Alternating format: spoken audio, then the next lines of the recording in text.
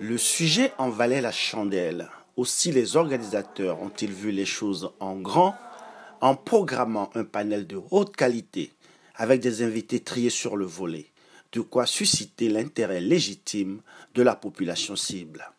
Une diaspora qui s'est déplacée pour apprendre, pour comprendre les mécanismes de la corruption, pour que la corruption ne soit plus une fatalité, mais la lutte contre la corruption, un impératif pour le développement de notre pays, le Bénin.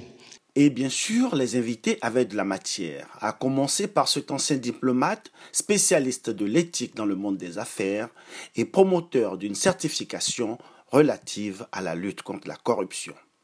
Parce que qui est concerné par la corruption? Une toute petite minorité de personnes, du côté du politique, du côté du monde des affaires. Et qui c'est qui en paye le prix? C'est vous, c'est moi. C'est-à-dire que la majorité des gens qui sont concernés par la corruption, ils en sont concernés pour des raisons, pour une question négative, ils en souffrent.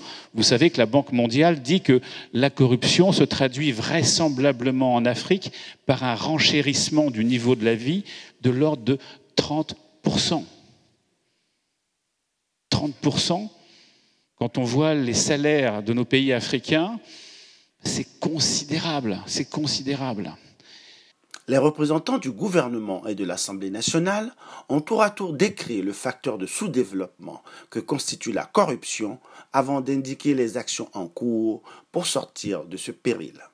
La corruption a pu être perçue comme un fléau, même un fléau endémique, et que quelque part, on est allé jusqu'à dire que c'est culturel. Moi, j'affirme que la corruption n'est pas un fléau, n'est plus un fléau. La corruption est un péril.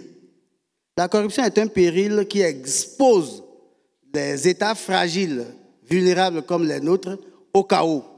Parce que, après avoir gangréné toute l'administration, qu'elle soit publique ou privée, elle est un facteur de maintien dans nos pays, dans le sous-développement. Parce qu'aujourd'hui, lorsqu'on fait les états des lieux, on s'aperçoit que dans un passé récent, pas un seul projet n'est conçu dans l'intérêt du pays sans que les concepteurs n'aient pensé à leur propre poche. Pas un seul projet n'est exécuté sans que les exécutants n'aient pensé à ce qui pourrait leur être apporté, ce qui pourrait leur revenir ou ce que le projet, l'exécution peut leur apporter. Si nous n'assainissons pas le milieu politique, si nous n'assainissons pas le financement de l'activité politique, le financement public des partis politiques, nous continuerons d'avoir une corruption endémique. Puisqu'il faut bien trouver les ressources pour financer l'activité des partis politiques et financer la démocratie. C'est vrai que nous nous voilons la face dans tous nos pays. Mais aujourd'hui, avec le régime du président Talon, nous sommes en train de crever l'abcès. Et je voudrais vous dire que vous en avez entendu parler, la réforme du système partisan, la réforme du code électoral, la réforme ou l'amendement ciblé de la Constitution. On va y venir. Nous avons déposé, quelques collègues ont déposé une proposition de loi à cet effet il y a quelques jours.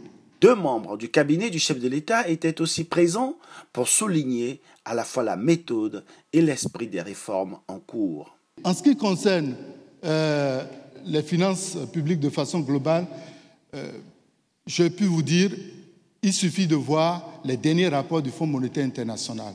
Vous serez fiers de votre pays, vous serez fiers du travail qui est fait, puisque aujourd'hui, en Afrique, je précise bien, les 2 pays qui sont cités en exemple par le Fonds monétaire international, ce n'est pas un rapport du Bénin, c'est un rapport de Mme Lagarde, c'est le Bénin et le Rwanda.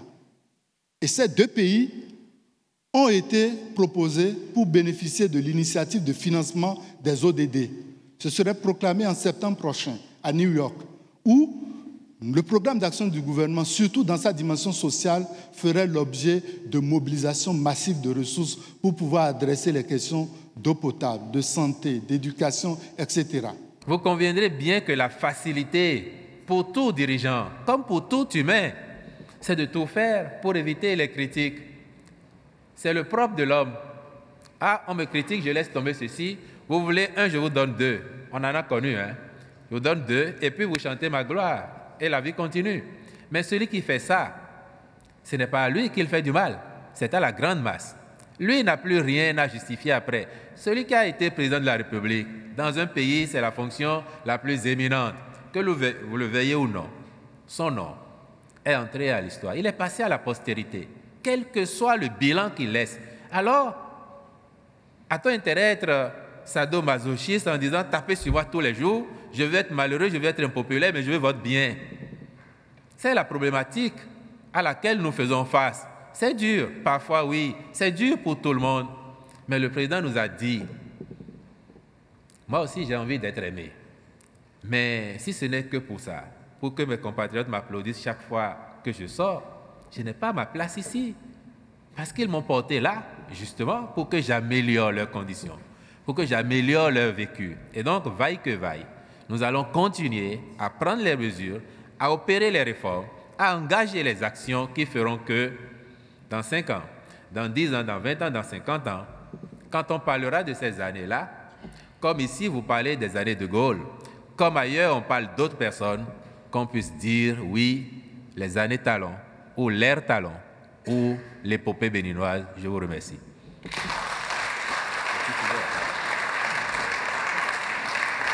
Si vous arrivez aujourd'hui au port autonome de Cotonou, vous allez à la facturation, ou vous allez au service financier, si vous êtes prestataire, la nouvelle équipe qui est là depuis bientôt 2 mois, les factures sont payées, factures fournisseurs sont payées sans que l'équipe ne demande à rencontrer les prestataires.